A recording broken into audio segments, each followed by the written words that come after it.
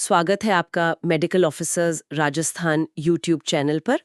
आज हम बात करने वाले हैं शरीर की एक बड़ी खास प्रतिक्रिया के बारे में, ग्रेन्युलोमेटस इन्फ्लेमेशन। सुनने में शायद थोड़ा टेक्निकल लगे, पर यह असल में क्रॉनिक इन्फ्लेमेशन, मतलब जो सूजन लंबे समय तक चलती है, उसका एक बहुत ही स्पेसिफिक पैटर्न है। और ये कई अलग अलग बीमारियों में दिखता है, कभी इन्फेक्शन में तो कभी ऑटो इम्यून कंडीशंस में। जी हाँ, बिल्कुल। ये एक तरह का डिफेंस मैकेनिज्म है शरीर का, पर इसकी अपनी जटिलताएं हैं। हमारे पास कुछ पैथोलॉजी नोट्स और टेक्स्ट्स हैं जिनमें काफी डिटेल में बताया गया है, कुछ अच्छे डायग्राम्स भी हैं। तो आज का हमारा मकसद है इस पूरी प्रक्रिया को ठीक से समझना। ये ग्रैन्युलोमा दिखता कैसा है, इसके प्रकार क्या है, कारण क्या हो सकते हैं, और सबसे दिलचस्प शायद कि ये बनता कैसे है, मतलब कौन सी कोशिकाएं, कौन से सिग्नल इसमें शामिल हैं। हाँ, ये मैकेनिज्म समझना बहुत जरूरी है। और ये भी कि कैसे इतने अलग-अलग कारण, मतलब बैक्टीरिया से लेके ऑटो इम्यूनिटी तक, एक ही जैसा पैटर्न बना देते हैं। सही। ये जानना डायग्नोसिस के लिए भी तो महत्वपूर्ण होगा, है ना? बिल्कुल, ये निदान में एक अहम कड़ी साबित हो सकता है। तो चलिए कोशिश करते हैं इस गुत्थी को थोड़ा सुलझाने की। हम्म, सबसे पहले बिल्कुल बेसिक सवाल, ये ग्रैन्युलोमेटस इन्फ्लेमेशन आखिर है क्या चीज? अच्छा सवाल है। देखिए, जब शरीर में कोई ऐसी चीज आ जाती है, मान लीजिए कोई बाहरी कण या कोई ऐसा बैक्टीरिया जिससे हमारा इम्यून सिस्टम आसानी से निपट नहीं पा रहा, मतलब उसे पूरी तरह खत्म नहीं कर पा रहा, तो शरीर क्या करता है कि उसे घेर लेता है, उसे लोकलाइज करने की कोशिश करता है। तो ग्रैन्युलोमेटस इन्फ्लेमेशन एक तरह से यही कोशिश है। शरीर उस मुश्किल चीज के चारों ओर कोशिकाओं की एक दीवार, एक छोटा सा किला बना लेता है। इसी किले को ग्रैन्युलोमा कहते हैं, ताकि वो चीज वहीं सीमित रहे, फैले नहीं। अच्छा, तो ये एक तरह की घेराबंदी है, समझ गई। अगर हम इस किले को, मतलब ग्रैनुलोमा को माइक्रोस्कोप में देखें तो क्या दिखता है? इसकी बनावट में क्या खास है? हाँ, माइक्रोस्कोप में इसकी बनावट बड़ी टिपिकल होती है। इस किले के जो मुख्य सैनिक हैं वो हैं एपिथेलॉइड सेल्स। ये असल में मैक्रोफेजेस होते हैं जो इम्यून सेल्स हैं, पर यहाँ वो एक्टिवेट होकर अपना रूप बदल लेते हैं। उनका साइटोप्लाज्म काफी गुलाबी और भरा भरा सा दिखता है, और वो एक दूसरे से चिपक कर कुछ कुछ स्किन की एपिथेलियल सेल्स जैसे लगते हैं। इसीलिए नाम पड़ा एपिथेलॉइड। अच्छा, तो ये एक्टिवेटेड मैक्रोफेजेस का ही एक बदला हुआ रूप है। बिल्कुल।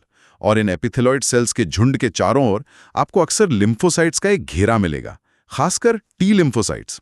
साथ ही इन्हीं एपिथेलॉइड सेल्स के बीच बीच में या किनारे पर कई बार बहुत बड़ी बड़ी कोशिकाएं दिखती हैं, जिनमें ढेर सारे न्यूक्लियस होते हैं। हाँ, multi nucleated giant cells. Activated macrophage के आपस में फ्यूज होने से बनती हैं।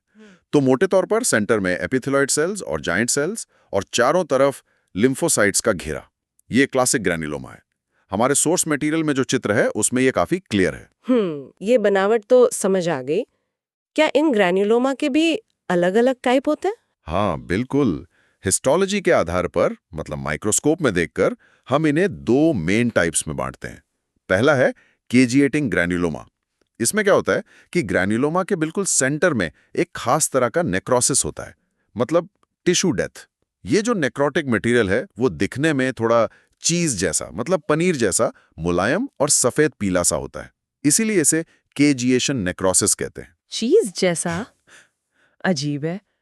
ये किन बीमारियों में ज्यादा मिलता है? ये केजिएटिंग वाला टाइप अक्सर इन्फेक्शन से जुड़ा होता है। सबसे कॉमन उदाहरण है टीबी, ट्यूबरक्यूलोसिस। माइकोबैक्टीरियम ट्यूबरक्यूलोसिस जो ग्रेन्युलोमा बनाता है, उसमें ये केजिएशन नेक्रोसिस टिपिकली मिलता है। कुछ फंगल इन्फेक्शंस में भी ये हो सकता है। अच्छा, और दूसरा टाइप? दूसरा है नॉन केजिएटिंग ग्रेन्युलोमा। जैसा नाम से ही पता चल रहा है, इसमें सेंटर में वो चीज जैसा नेक्रोसिस नहीं होता।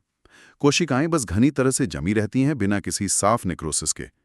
ये वाला टाइप अक्सर उन कंडीशंस में मिलता है जहां इन्फेक्शन डायरेक्ट कारण नहीं है, जैसे कुछ ऑटो इम्यून बीमारियां। जैसे कि? क्लासिक उदाहरण है सर्कोइडोसिस और क्रोन्स डिजीज। इनमें नॉन केजिएटिंग ग्रेनुलोमा बहुत कॉमन है। इसके अलावा, जैसे आपने कहा था, बाहरी कण जैसे टैल्क या बेरिलियम, उनके रिएक्शन में भी नॉन केजिएटिंग ग्रेनुलोमा बन सकते हैं। तो ये दो मोटी पहचान हो गई, सेंटर में नेक्रोसिस है या नहीं। केजिएटिंग मतलब ज्यादातर इन्फेक्शन, नॉन केजिएटिंग मतलब ऑटो इम्यूनिटी या बाहरी कण। अब सबसे दिलचस्प सवाल पर आते हैं, ये सब बनता कैसे है? ये पूरा स्ट्रक्चर, ये कोशिकाओं का जमावड़ा, शरीर में आखिर होता क्या है जो ये एपिथेलॉइड सेल्स और जाइंट सेल्स बनने लगते हैं? ये मैकेनिज्म क्या है? हाँ, ये समझना बहुत जरूरी है। ये वाकई एक कह सकते हैं सोची समझी इम्यून प्रतिक्रिया है। हम इसे कुछ स्टेप्स में समझ सकते हैं। डायग्राम भी यही दिखाता है। देखिए, सब शुरू होता है जब कोई ऐसा एंटीजन शरीर में आता है जिसे हमारे मैक्रोफाज आसानी से क्लियर नहीं कर पाते हैं। तब एंटीजन प्रेजेंटिंग सेल्स मतलब एपीसीज जैसे मैक्रोफाज या डेंड्राइटिक सेल्स वो उस एंटीजन को पकड़कर उसके टुकड़े अपनी सतह पर दिखाते हैं और वो इसे खास तौर पर CD4+ टी हेल्पर सेल्स को दिखाते हैं, प्रेजेंट करते हैं और साथ में एक सिग्नल छोड़ते हैं इंटरल्यूकिन 12 या IL-12। ठीक है, तो पहला step antigen presentation T cells को और IL-12 का सिग्नल। बिल्कुल। अब दूसरा स्टेप, इस IL-12 सिग्नल से क्या होता है कि वो जो CD4+ टी हेल्पर सेल्स थे वो एक खास तरह के हेल्पर सेल में बदल जाते हैं, TH1 सेल्स। अच्छा, TH1 सेल्स बन गए। हाँ, अब तीसरा और बहुत अहम स्टेप, ये TH1 सेल्स अब एक और पावरफुल साइटोकाइन छोड़ते हैं, इंटरफेरॉन गामा यानी IFN-गामा। IFN गामा यहाँ पर हीरो है। ये मैक्रोफेज को एक्टिवेट करने वाला मेन सिग्नल है। ये नॉर्मल मैक्रोफेज को जगाकर एक्टिवेटेड मैक्रोफेज बना देता है जो ज्यादा ताकतवर होते हैं। तो IFN गामा ने मैक्रोफेज को एक्टिवेट कर दिया। अब आता है चौथा स्टेप।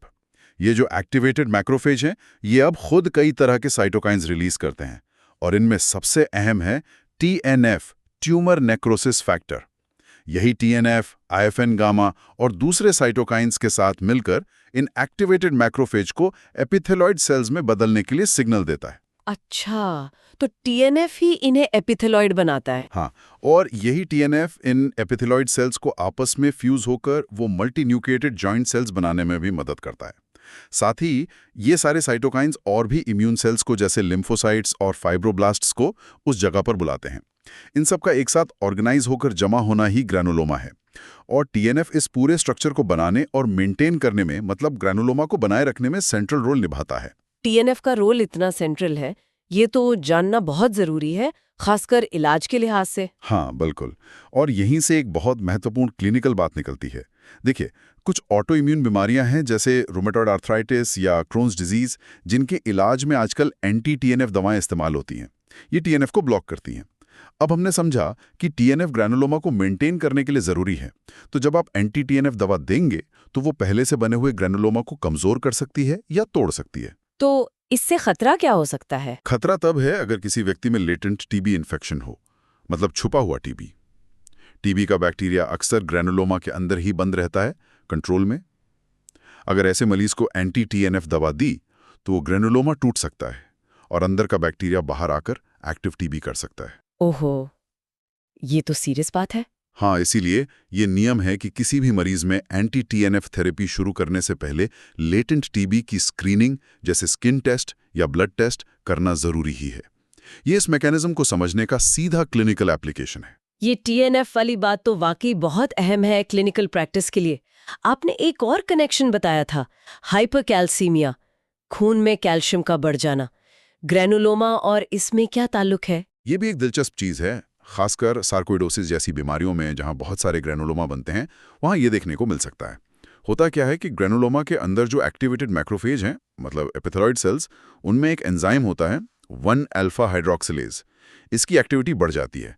ये एंजाइम विटामिन डी को उसके active form 1,2,5 dihydroxy vitamin D में बदलता है। नॉर्मली ये काम किडनी में कंट्रोल तरीके से होता है, पर इन एक्टिवेटेड मैक्रोफेजेस में ये अनकंट्रोल तरीके से होने लगता है। तो जरूरत से ज्यादा एक्टिव विटामिन डी बन जाता है। हाँ, और एक्टिव विटामिन डी का काम है आंतों से कैल्शियम का एब्जॉर्प्शन बढ़ाना। तो जब एक्टिव विटामिन डी जरूरत से ज्यादा बनेगा तो कैल्शियम का एब्जॉर्प्शन बढ़ेगा और खून में कैल्शियम का लेवल नॉर्मल से ऊपर जा सकता है। इसी को हाइपरकैल्सीमिया कहते हैं। ये ग्रैनुलोमा की अपनी मेटाबॉलिक एक्टिविटी का नतीजा है। अच्छा, ये भी एक कॉम्प्लिकेशन हो सकता है। तो ये तो हुई पूरी कहानी कि ग्रैन्युलोमा कैसे बनता है और उससे जुड़ी कुछ बातें। अब वापस उस सवाल पे आते हैं कि आखिर कौन सी वजहें हैं जो ये सब शुरू करती हैं? इसके आम कारण क्या हैं? हाँ, कारण बहुत सारे हैं, लिस्ट काफ़ी लंबी है, पर समझने के लिए हम इन्हें दो मेन ग्रुप्स में बांट सकते हैं, इन्फेक्शियस यानी संक्रमण वाले और नॉन इन्फेक्शियस। ठीक है, पहले इन्फेक्शियस की बात करते हैं। इन्फेक्शियस में कई तरह के माइक्रोब्स आ जाते हैं। बैक्टीरिया, सबसे कॉमन तो टीबी है, माइकोबैक्टीरियम ट्यूबरकुलोसिस से। इसमें वो केजिएटिंग ग्रानुलोमा मिलता है। फिर लेप्रोसी यानी कुष्ठ रोग, माइकोबैक्टीरियम लिप्री से, उसमें भी ग्रानुलोमा बनते हैं। इनके अलावा बार्टोनेला हेंसीली जो कैट स्क्रैच डिजीज करता है, लिस्टेरिया और सिफिलिस के तीसरे स्टेज में ट्रिपोनेमा पैलिडम, ये सब भी ग्रानुलोमा बना सकते हैं। फंगस, कई तरह के फंगल इन्फेक्शंस, खासकर जो एंडोनिक्रोट हैं जैसे हिस्टोप्लाज्मोसिस, कॉक्सीडियोडोमाइकोसिस, ये भी ग्रानुलोमा बनाते हैं और इसमें भी केजिएशन हो सकता है।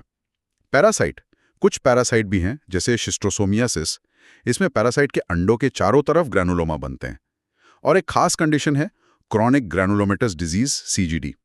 ये एक इम्यून डेफिशिएंसी है जिसमें मरीज के सेल्स कुछ खास बैक्टीरिया और फंगस को मार नहीं पाते, तो शरीर उनके खिलाफ ग्रैनुलोमा बना देता है।